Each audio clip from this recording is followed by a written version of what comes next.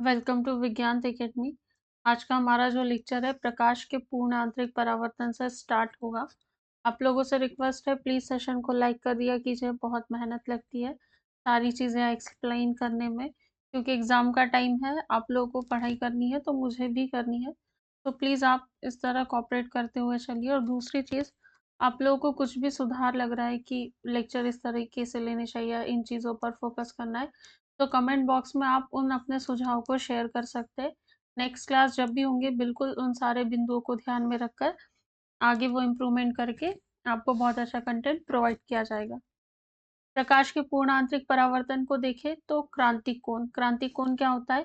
क्रांतिक कोण सघन माध्यम में बना आपतन कोण होता है, जिसके लिए विरल माध्यम में अपवर्तन कोण का मान 90 डिग्री होता है। ये नियम है, इतना इसमें मान होना ही चाहिए। नोट है, अधिक अपवर्तनांक वाले माध्यम का क्रांतिक कोण कम होता है। हीरे के लिए क्रांतिक कोण का मान 24 डिग्री होता है, जो सबसे कम है। एक प्रश्न बन जाए कि हीरे का क्रांतिक कोण कितना है, तो उसके लिए क्रांतिक कोण का मान 24 डिग्री होता है, जो सबसे कम है।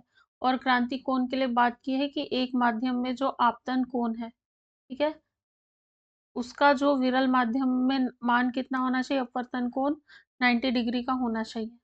आपतन कोण का मान क्रांतिक कोण से थोड़ा सा अधिक कर दे तो प्रकाश विरल माध्यम में बिल्कुल ही नहीं जाता।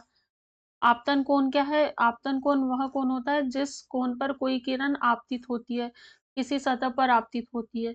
यदि जो आपतन कोण है उसका मान ये जो क्रांतिक कोण है उससे थोड़ा भी यदि अधिक कर दे तो प्रकाश की किरण क्या होगी? ये विरल माध्यम में बिल्कुल भी नहीं जाएगी, बल्कि संपूर्ण प्रकाश परावर्तित होकर सघन माध्यम में ही लौट आएगा। इस घटना को क्या कहते हैं? प्रकाश का पूर्ण आंतरिक परावर्तन। इससे प्रकाश का अपवर्तन बिल्कुल नहीं होता, संपूर्ण आपतित प्रकाश परावर्तित हो जाता है और किसी पृष्ठ के जिस भाग से पूर्ण आंतरिक परावर्तन होता है वो चमकने लगता है। जब हम पूर्ण आंतरिक परावर्तन के एग्जाम्पल देखते हैं तो हम देखते हैं कि पूर्ण आंतरिक परावर्तन के फलस्वरूप वो जो सतह है या वस्तु बहुत अधिक चमकती है। क्यों चमकती? प्रकाश के पूर्ण आंतरिक परावर्तन के कारण, क्योंकि प्रकाश विरल माध्यम में नहीं जाता, उसी सतह से पूरी तरह परावर्तित हो जाता है और वो चमकने लगती है। एग्जाम्पल देखिएगा, पहले एग्जाम्पल समझ लीजिए, हीरे का चमकना। जल में पड़ी पड़ी जो परख नली है वो चमकने लगेगी। कांच में आई दरार चमक रही, मतलब जितने भी चमकने वाली चीज है पूर्ण आंतरिक परावर्तन से संबंधित है। और रेगिस्तान में जो मरीचिका बनती है वो भी पूर्ण आंतरिक परावर्तन का एग्जाम्पल है। उसके बाद प्रकाश के पूर्ण आंतरिक परावर्तन के लिए दो शर्तें आवश्यक होती है। पहला, प्रकाश की किरण सघन माध्यम से विरल माध्यम में जा रही है। दूसरा, आपतन कोण क्रांतिक कोण से बड़ा हो। ठीक है, जब आपतन कोण क्रांतिक कोण से बड़ा होता है और प्रकाश की किरण सघन माध्यम से विरल माध्यम में जाती है, तो ये पूर्ण आंतरिक परावर्तन के नियम है, शर्तें है। प्रकाशिक तंतु की बात करें, ऑप्टिकल फाइबर, तो प्रकाश कैसे गमन करता है? सरल रेखा में गमन करता है। लेकिन पूर्ण आंतरिक परावर्तन का उपयोग करके हम प्रकाश को एक वक्रीय मार्ग पे, कैसे मार्ग पे? वक्रीय मार्ग पे चला सकते हैं। जो प्रकाशिक तंतु है पूर्ण आंतरिक परावर्तन के सिद्धांत पर आधारित युक्ति है। तो प्रकाशिक तंतु किसके सिद्धांत पर आधारित है? प्रकाशिक तंतु पूर्ण आंतरिक परावर्तन के सिद्धांत पर आधारित क्या है? एक युक्ति है, जिसके द्वारा क्या करते हैं? प्रकाश सिग्नल को इसकी तीव्रता में बिना क्षय किए एक स्थान से दूसरे स्थान तक स्थानांतरित किया जा सकता है, चाहे मार्ग कितना भी टेढ़ा-मेढ़ा हो।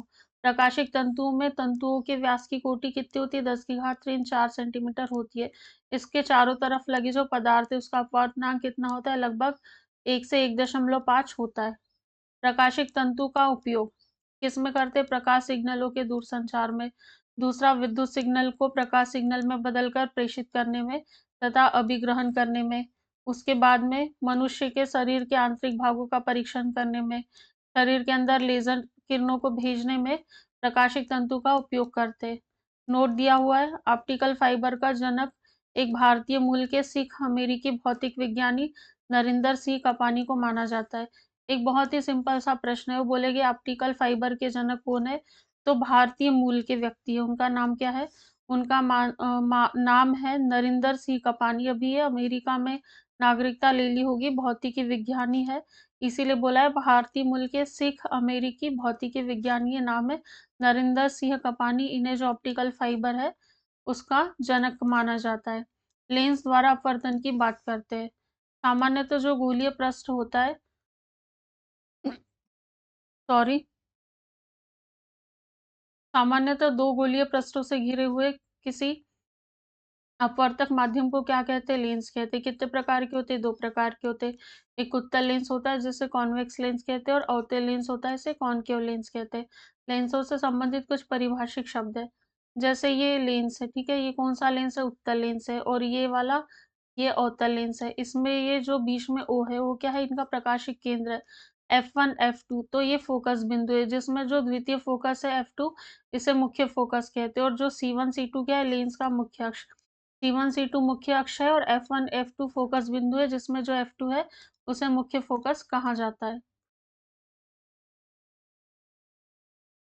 उत्तल लेंस द्वारा वस्तु की विभिन्न स्थितियों के लिए बने प्रतिबिंब, जैसे वस्तु अनंत पर होती है तो प्रतिबिंब F2 पर बनेगा, वास्तविक बनेगा, बहुत छोटा, और उल्टा बनेगा। जब वस्तु C1 से परे होती है तो F2 और C2 के बीच बनेगा, वास्तविक, छोटा और उल्टा बनेगा। जब वस्तु C1 पर होती है तो प्रतिबिंब C2 पर बनता है, वास्तविक, बराबर और उल्टा। जब C1 और F1 के बीच होती है तो C2 से परे बनता है, वास्तविक, उल्टा और बड़ा। उसके बाद में जब F1 पर होता है तो अनंत पर बनता है। जैसे वस्तु अनंत पर रखी है तो फोकस F2 पर बन रहा है, लेकिन जब वस्तु F1 पर है तो जो प्रतिबिंब है वो अनंत पर बन रहा है, वास्तविक बनेगा, बहुत बड़ा और उल्टा बनेगा। और F1 के बीच में रखने पर लेंस से उसी ओर जिस ओर वस्तु रखी है, आभासी, सीधा और आवर्धित, एक ही कंडीशन में सीधा प्रतिबिंब बन रहा है, आवर्धित बन रहा है और आभासी बन रहा है, बाकी सब में वास्तविक बन रहा है। आभासी, सीधा और आवर्धित कब बन रहा है? जब O और F1 के बीच रखी होगी, तो लेंस से उसी ओर जिस ओर वस्तु रखी है, उस ओर ही इसका प्रतिबिंब बनेगा। कुछ बिंदु है अवतल लेंस में प्रतिबिंब F2 और प्रकाशीय केंद्र O के बीच बनता है। यह प्रतिबिंब सीधा तथा आभासी और वस्तु से छोटा होता है, चाहे वस्तु कहीं भी रखी जाए। लेंस की क्षमता की बात करें तो प्रश्न बनेगा, सबसे पहला प्रश्न, लेंस की क्षमता किस में मापते हैं? डायोप्टर में मापते हैं। डायोप्टर क्या है? इसका एसआई मात्रक है। किससे सूचित करते हैं? डी से सूचित करते हैं। इसकी डेफिनेशन क्या है? लेंस की क्षमता फोकस दूरी के व्युत्क्रम को, कोई भी लेंस है उसकी जो फोकस दूरी है उसके व्युत्क्रम को लेंस क्षमता कहते हैं। यदि किसी लेंस की फोकस दूरी f मीटर में है तो उसकी क्षमता कितनी होगी? p is equal to 1/f dioptre में होगी। उत्तल लेंस की फोकस दूरी कैसी होती है? धनात्मक होती है, इसलिए उसकी क्षमता कैसी होगी? धनात्मक होगी। अवतल लेंस की फोकस दूरी कैसी होती है? ऋणात्मक होती है, इसलिए उसकी क्षमता कैसी होगी? ऋणात्मक होगी। अगर दो लेंस जिनकी क्षमता है P1 और P2 है और एक दूसरे से d दूरी पर है, तो इन दोनों लेंसों की समतुल्य क्षमता P होती है। जैसे P बराबर P1 plus P2 minus D, P1 minus P2। यदि दोनों लेंस आपस में सटे हैं, मतलब D बराबर 0, दूरी 0 है क्योंकि आपस में सटे हैं, तो P1, तो P बराबर P1 प्लस P2 हो जाएगा। लेंस की क्षमता में परिवर्तन देखते हैं, तो लेंस को किसी द्रव में डुबाने पर उसकी फोकस दूरी और क्षमता दोनों बदल जाती है। लेंस है, यदि किसी द्रव में, किसी भी द्रव में हमने उसको डुबो दिया तो उसकी जो फोकस दूरी और क्षमता दोनों बदल जाएगी। यह लेंस और द्रव के अपवर्तनांक पर निर्भर करता है। मान लिया म्यू अपवर्तनांक वाले लेंस को म्यू1 अपवर्तनांक वाले द्रव में डुबोया जाता है तो निम्न तीन स्थितियां उत्पन्न होती है।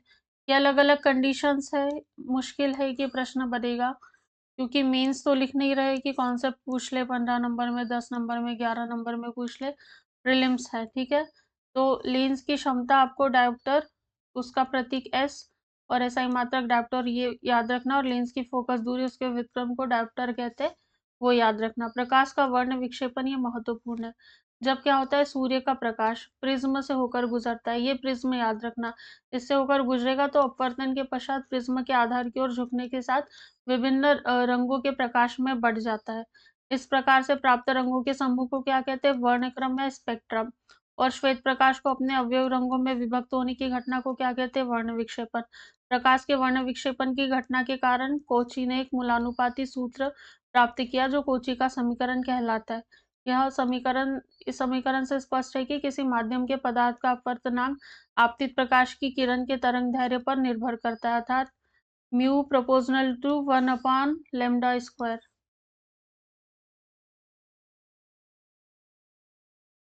यहाँ दिया है प्रकाश के विभिन्न रंगों की तरंग दैर्ध्य भिन्न भिन्न होती है। प्रकाश के लाल रंग की तरंग दैर्ध्य अधिकतम होती है और बैंगनी रंग की तरंग दैर्ध्य न्यूनतम होती है, अर्थात लैम्डा आर बड़ा है वी से, ठीक है। इस प्रकार प्रकाश के लाल रंग का अपवर्तनांक बैंगनी रंग के अपवर्तनांक से कम होता है। इन्होंने ये बोला है कि जो लाल रंग है इसकी तरंगदैर्घ्य अधिक होती है, इसका अपवर्तनांक कम होता है। आपने देखा होगा जो भी खतरे के सिग्नल है उनका रंग लाल होता है। ऐसा क्यों? क्योंकि लाल रंग को हम बहुत दूर से देख सकते हैं। लाल रंग क्या है, फैलता नहीं है, इसकी तरंगदैर्घ्य लंबी होती है, तो बहुत दूरी से हम देख सकते हैं कि वहां पर लाल रंग का कोई संकेत दिया है, मतलब खतरे का स्थान है, वहां पे नहीं जाना है। या फिर रेलवे क्रॉसिंग के दौरान भी आपने देखा होगा रेड सिग्नल होता है। न्यूटन ने 1666 में पाया कि भिन्न-भिन्न रंग भिन्न-भिन्न कोणों में विक्षेपित होते हैं। वर्ण विक्षेपण किसी पारदर्शी पदार्थ में भिन्न-भिन्न रंगों के प्रकाश के भिन्न-भिन्न वेग होने के कारण होता है। अतः किसी पदार्थ का अपवर्तनांक भिन्न-भिन्न रंगों के प्रकाश के लिए भिन्न-भिन्न होता है।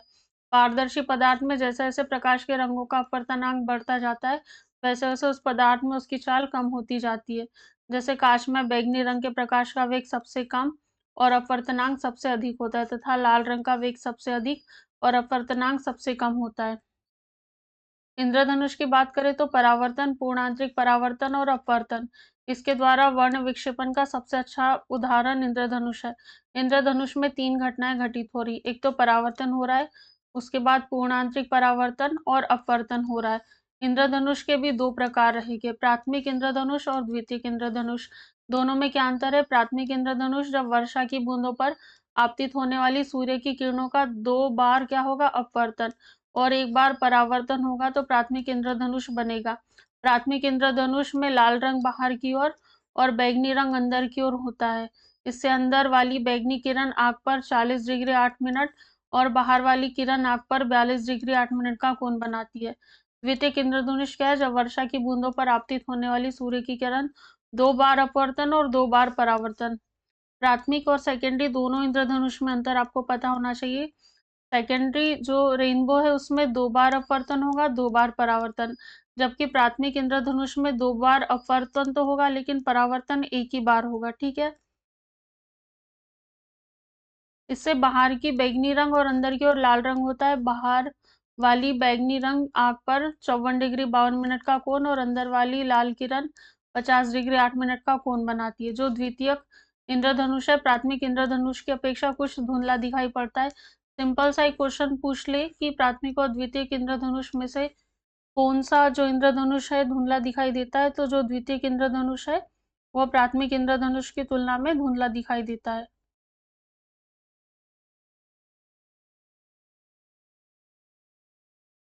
यहाँ प्राथमिक, द्वितीयक और पूरक रंगों के बारे में देखते हैं, ठीक है? तो जो लाल, हरा और नीला रंग है इसको प्राथमिक रंग कहते हैं। 4 विकल्प दिए रहेंगे आपको, तीनों के नाम रहेंगे, एक और काला रंग या फिर अन्य किसी रंग का नाम दे दिया जाएगा, तो याद रखना रेड, ग्रीन और ब्लू 3 कलर ऐसे हैं जिसे प्राथमिक कलर कहते हैं। आप कॉम्बिनेशन देखना, जैसे रेड है, उसके बाद में हरा है, ठीक है? हरी और लाल चूड़ियाँ, 2 चीज़ें याद रखना, जो भी विवाहित महिलाएँ होती हैं, सुहागन महिलाएँ जिन्हें कहा जाता है, तो वो आम तौर पर हरी और लाल चूड़ियाँ पहनना बहुत पसंद करती है। उसके साथ ही एक नीला रंग याद रखना, ठीक? पीला, मैजेंटा और पीकॉक नीला को द्वितीयक रंग कहते हैं। एक पीला रंग जो रहेगा मैजेंटा और जो पीकॉक नीला है इसको सेकेंडरी कलर कहेंगे। यह 2 प्राथमिक रंगों के मिलने से बनता है। जैसे मैजेंटा किसके मिलने से बनेगा? लाल और नीला मिलकर मैजेंटा बनाएँगे। हरा और नीला मिलकर पीकॉक नीला बनाएँगे और लाल और हरा मिलकर पीला बनाएँगे। कैसे याद रखोगे? देखो, जब किसी के हाथ पीले करने हो मतलब किसी के शादी करने हो तो वो शगुन का जो भी सामान ले जाया जाता है उसमें लाल या फिर हरे रंग की साड़ी या कपड़े लेकर जाते, ठीक है? तो हाथ पीले करना है मतलब शुभ अवसर है, तो लाल और पीले रंग के कपड़े ले जाएँगे, तो लाल और हरा मिलकर क्या बना रहे? पीला बना रहे, ये यहाँ से याद हो जाएगा, बिल्कुल नहीं भूलेंगे। दूसरी चीज़ लाल, लाल और नीला मिलकर मैजेंटा बनाएगा और जब पीकॉक नीले की बात करें तो नीला तो शामिल होना कंपल्सरी है, लेकिन ये नीला हरे के साथ हो जाएगा, ठीक? तो पीकॉक नीला बन जाएगा। जब 2 परस्पर रंग मिलने से श्वेत प्रकाश उत्पन्न होता है तो उसे पूरक रंग कहते हैं। यहाँ पे और अधिक दिया है, जैसे लाल प्लस पीकॉक नीला है ये सफ़ेद बनाएगा, नीला पीला सफ़ेद बनाएगा, हरा मैजेंटा सफ़ेद बनाएगा, लाल, हरा, नीला तीनों को मिला दे तो सफ़ेद बनाएगा और ये तीनों प्राथमिक रंग है। उसके बाद में रंगीन फ़ोटोग्राफ़ी की खोज जेम्स क्लार्क मैक्सवेल ने की थी। दैनिक जीवन में प्रयोग किए जाने वाले रंगों को मिलाने से इस प्रकार के रंग प्राप्त नहीं होते, क्योंकि प्रयोग में लाए जाने वाले रंगों में क्या होती है, अशुद्धियाँ होती है। रंगीन टेलीविजन में प्राथमिक रंग लाल, हरा और नीला का प्रयोग किया जाता है। अब आप ऐसा नहीं कि दैनिक जीवन में जो भी रंग है उनको मिलाए और फिर जो दूसरा रंग है उसे प्राप्त करने की कोशिश करें, तो आपको नहीं मिलेगा, क्योंकि आज के जो रंग है उसमें बहुत सारी अशुद्धियाँ होती है। सूर्य के प्रकाश की लाल और हरे रंग की तरंगदैर्घ्य के अलावा महासागरों में जल के अणुओं द्वारा सूर्य के प्रकाश की पीली रंग की तरंगदैर्घ्य को अवशोषित करती है। वस्तुओं के रंग की बात करें तो वस्तु जिस रंग का दिखलाई देता है वह वास्तव में उसी रंग को परावर्तित करता है। ठीक है, कोई भी वस्तु है उस पर यदि आप ग्रीन कलर जा रहा है और ग्रीन कलर को यदि परावर्तित कर रही है तो फिर हमें ग्रीन कलर की दिखाई देगी। जिस कलर को अवशोषित कर लिया वो कलर नहीं दिखाई देगा। तेज सभी रंगों को अवशोषित कर लेती है। जो वस्तु सभी रंगों को परावर्तित कर देती है वह श्वेत दिखाई देती। जो सभी रंगों को परावर्तित कर देगी वो श्वेत दिखाई देगी।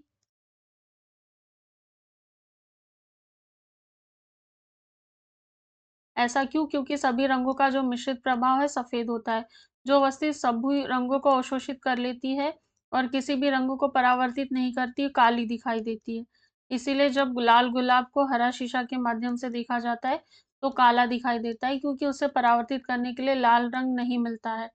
हरे रंग को और अवशोषित कर लेती है तो काली दिखाई देती है। विभिन्न वस्तुओं पर विभिन्न रंगों की किरणें डालने पर वे किस तरह की दिखती है, इस तालिका में दिखाया गया। बहुत ही सिंपल तालिका है। आपको देखने में ऐसे लग रहा होगा कि अब कैसे याद होगा, लेकिन याद रखिए, थोड़ा सा बहुत धैर्यपूर्वक सुनना, याद हो जाएगा। यहाँ वस्तु के नाम दिए हैं और सफेद किरण, लाल किरण, हरी किरण, पीली किरण और नीली किरण किरण में वो किस तरह से दिखेगी। तो देखिए, जो सफेद कागज है, सफेद मतलब वाइट है, पूरा प्लेन है। अब आप उस पर जो भी रंग डालोगे वो उसी रंग में रंग जाएगा। ठीक है, सफेद कलर ऐसा है कि जो भी रंग आप उस पर डालोगे उसी रंग में रंग जाएगा। तो सफेद पे सफेद किरण डाल रहे हो तो सफेद ही दिखेगा, लाल किरण से आप लाल देख पाओगे, हरी किरण से हरा, पीले से पीला और नीले से नीला। इतना क्लियर है। उसके बाद एक चीज और समझना, जैसे जो लाल कागज है, ठीक है, लाल कागज है तो सफेद किरण में बिल्कुल लाल दिखेगा, लाल में भी लाल ही दिखेगा। सफेद में क्यों लाल दिखेगा? क्योंकि सफेद कोई कागज है, आप उस पर लाल कागज है, ठीक है, लाल कागज है, सफेद किरण डाल रहे हैं तो वो किरण का कोई प्रभाव तो नहीं पड़ेगा, तो वो लाल ही दिखेगा। और यदि लाल किरण डाल रहे हैं तब भी लाल दिखेगा, क्योंकि पहले से ही लाल है। उसके बाद आप चाहे जितनी किरणें डालो अलग अलग, वो आपको काला दिखेगा। ऐसे हरे पे आ जाओ, जब व्हाइट आप पे डाल रहे हो तो हरा का हरा ही दिखेगा, और जब हरा डालोगे तब हरा दिखेगा। ठीक है, व्हाइट किरण और हरी किरण डालोगे तब हरा दिखेगा, बाकी सब में आपको वो काला दिखाई देगा। ऐसे ही पीले में आ जाओ, तो व्हाइट किरण जब भी डालोगे तो पीला ही दिखाई देगा, और जब येलो डालोगे तो येलो किरण ही दिखाई देगी, बाकी सारी सिचुएशन में ब्लैक कलर आपको दिखाई देगा। ब्लू की बात करें तो जब ब्लू रेज डालेंगे तो ब्लू दिखाई देगा, और व्हाइट रेज़ डाली तो ब्लू दिखाई दिया, और ब्लू रेज़ डाली तो ब्लू, बाकी सारी कंडीशंस में ब्लैक कलर दिखाई देगा। ये टेबल देखने में ऐसा लग रहा था कि पता नहीं क्या रॉकेट साइंस है, लेकिन बहुत ही सिंपल है। व्हाइट कलर ऐसा है कि व्हाइट कलर में पहले उस वस्तु का जो रंग है वही दिखाई देगा, कोई परिवर्तन नहीं होगा, और पहले से जो रंग है उसी रंग की किरण डालेंगे तब भी कोई परिवर्तन नहीं होगा, और अन्य रंगों की किरणों का जब प्रकाश डाला जाएगा तो वो काले रंग की दिखाई देगी। प्रकाश तरंगों के व्यतिकरण के बारे में देखते हैं। तो जो प्रकाश तरंगे, इनके व्यतिकरण का सिद्धांत प्रकाश की तरंग प्रकृति की पुष्टि करता है। जो थॉमस यंग है, इन्होंने 1802 में प्रकाश के व्यतिकरण को प्रयोगात्मक रूप से दर्शाया था, जब समान आवृत्ति और समान आयाम की दो प्रकाश तरंगे जो मूलतः एक ही प्रकाश स्रोत से किसी माध्यम से एक ही दिशा में गमन करती है, तो उसके अध्यारोपण के फलस्वरूप प्रकाश की तीव्रता में परिवर्तन हो जाते हैं। इस घटना को क्या कहते हैं? प्रकाश का व्यतिकरण। व्यतिकरण के कुछ एग्जाम्पल है, जैसे पानी के बुलबुले का सूर्य के प्रकाश में कभी-कभी चमकना, और जल पर फैला हुआ जो मिट्टी का तेल है वो सूर्य के प्रकाश में चमकने लगता है। साबुन के बुलबुले जो सूर्य के प्रकाश में रंगीन दिखाई देते हैं, आपने देखा होगा। कपड़े धोते समय अधिकतर जो साबुन के झाग बनते हैं वो कलरफुल दिखाई देते हैं। किस कारण होता है? प्रकाश के व्यतिकरण से। गीली सड़क पर वाहनों से जो टपकती तेल है, डीजल या पेट्रोल की, उसकी बूंदें भी रंगीन दिखाई देती है। ये भी व्यतिकरण का एग्जाम्पल है। व्यतिकरण के कितने प्रकार होते हैं? व्यतिकरण के 2 प्रकार होते हैं, एक संपोषी व्यतिकरण, दूसरा विनाशी व्यतिकरण। माध्यम के जिस बिंदु पर दोनों तरंगें समान कला में मिलती, वहां प्रकाश की परिणामी तीव्रता अधिकतम होती है, इसे क्या कहते हैं? संपोषी व्यतिकरण। और माध्यम के जिस बिंदु पर दोनों तरंगें विपरीत कला में मिलती है, वहां प्रकाश की तीव्रता न्यूनतम या फिर शून्य होती है। इस प्रकार के व्यतिकरण को विनाशी व्यतिकरण कहते हैं। प्रकाश के व्यतिकरण के कारण दिन में पानी पर साबुन की फिल्म सुंदर दिखाई देती है। तो पानी पर साबुन की फिल्म सुंदर, रंगीन, चमकदार क्यों दिखाई देती है? किस घटना का उदाहरण है? प्रकाश के व्यतिकरण का उदाहरण है। नोट दिया हुआ है, 2 स्वतंत्र प्रकाश स्रोतों से निकली प्रकाश तरंगों में व्यतिकरण की घटना नहीं पाई जाती है। प्रकाश तरंगों का ध्रुवन, तो ध्रुवन प्रकाश संबंधी ऐसी घटना है जो अनुदैर्ध्य तरंग और अनुप्रस्थ तरंग में अंतर स्पष्ट करती है। अनुदैर्ध्य तरंग में ध्रुवन की घटना नहीं होती, जबकि अनुप्रस्थ तरंग में ध्रुवन की घटना होती है। यदि प्रकाश तरंग के कंपन प्रकाश संचरण की दिशा के लंबवत तल में एक ही दिशा में हो, तो प्रत्येक दिशा में सममित न हो, तो इस प्रकार को समतल ध्रुवित प्रकाश कहते हैं। प्रकाश संबंधी घटना ध्रुवन कहलाती है। साधारण प्रकाश में विद्युत वेक्टर के कंपन प्रकाश संचरण की दिशा के लंबवत तल में प्रत्येक दिशा में समान रूप से सममित रूप से होते हैं। ऐसे प्रकाश को अध्रुवित प्रकाश कहते हैं।